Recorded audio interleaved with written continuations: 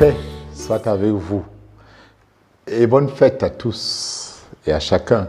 Effectivement, aujourd'hui, 1er novembre, qui grâce à Dieu tombe un dimanche, nous célébrons aujourd'hui non seulement les saints canonisés, comme Saint Jean-Paul II, Jean XXIII, Sainte Thérèse de l'Enfant Jésus, ceux dont l'Église assure en engageant son autorité qui sont dans la gloire de Dieu.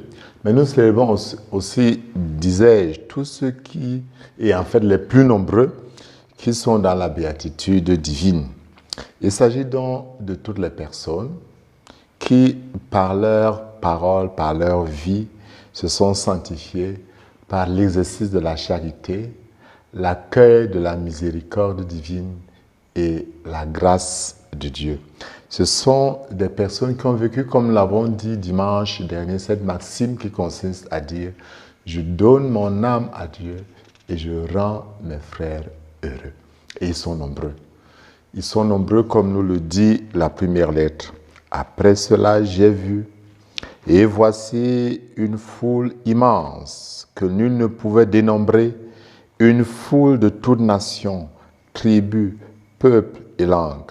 Ils se tenaient debout devant le trône et devant l'agneau, vêtus de robes blanches avec les palmes à la main. » Cette foule immense, il y a nos parents là-dedans, il y a nos voisins, il y a des gens que nous avons connus, des catéchistes merveilleux, des présidents des conseils paroissiaux, des présidents de chorale, des jeunes qui ont essayé de se donner entièrement à Dieu. Et ceci nous donne d'abord de comprendre une première chose.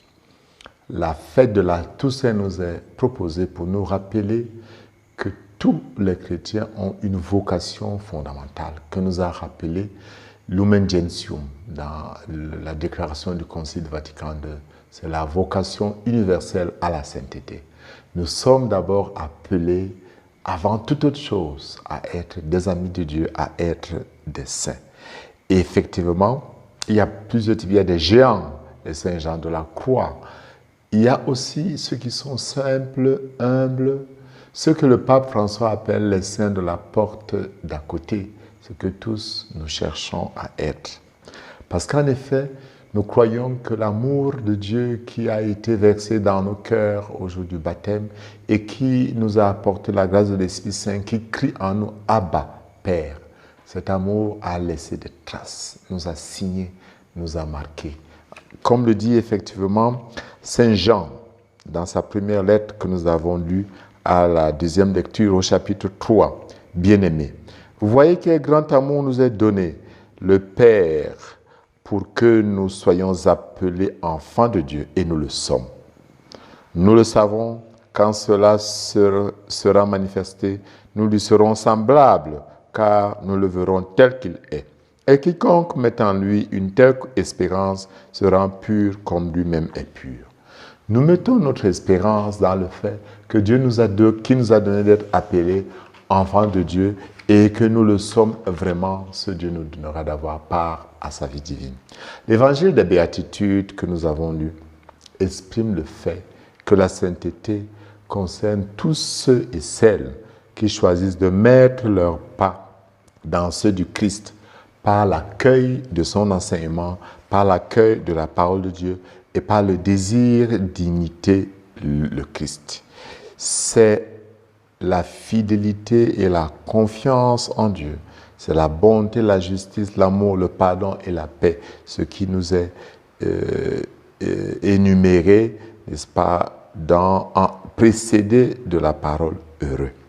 La sainteté concerne donc ceux et celles qui acceptent de tout cœur que leur bonheur vient de Dieu, que Dieu est la source de leur être. Ce sont eux qui sont, comme nous le dit la toute première parabole, les pauvres de cœur. Heureux les pauvres de cœur, car le royaume des cieux est à eux. Le mot heureux est un mot qu'il faut bien comprendre. Il faut d'abord se dire que ce n'est pas un constat. J'ai constaté qu'ils sont heureux ceux qui... Non.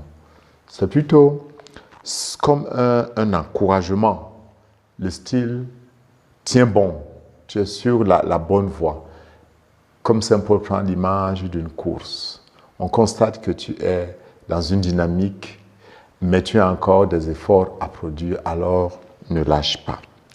Il ne s'agit pas de prétendre que les gens qui souffrent, que les gens qui pleurent, que les gens qui sont insultés, que les gens qui sont persécutés sont dans la gaieté et la joie. Non. Parce que Jésus a lutté effectivement contre tout ce qui rend l'homme malheureux. Le mot pauvre dans l'Ancien Testament, anawim, pauvre au pluriel, un anawa, un pauvre, signifie pas du tout directement quelqu'un qui n'a pas un bon compte bancaire. C'est plutôt celui qui n'est pas fier, celui qui n'a pas un regard hautain. Ce que la Bible dans l'Ancien Testament appelle les dos courbés. Ce sont les petits, les humbles du pays. Ils ne sont pas répus, ils ne sont pas pleins d'eux-mêmes. Ils savent qu'il leur manque quelque chose. Alors, ce manque, ils le savent, ne peut être comblé que par Dieu. La qualité dont il s'agit ici est plutôt l'esprit de manque, l'esprit de pauvreté, le désir de recevoir du Créateur quelque chose. Le pauvre est donc celui qui sait qu'il se reçoit de Dieu. Il sait que Dieu est son refuge. Il sait que Dieu est son Seigneur. Heureux donc celui qui est dans cet état. Il est capable de miséricorde. Il est capable de douceur. Il est capable de rechercher la paix. Il est capable d'accueillir même la persécution. Il est capable de s'associer à Jésus dans les insultes.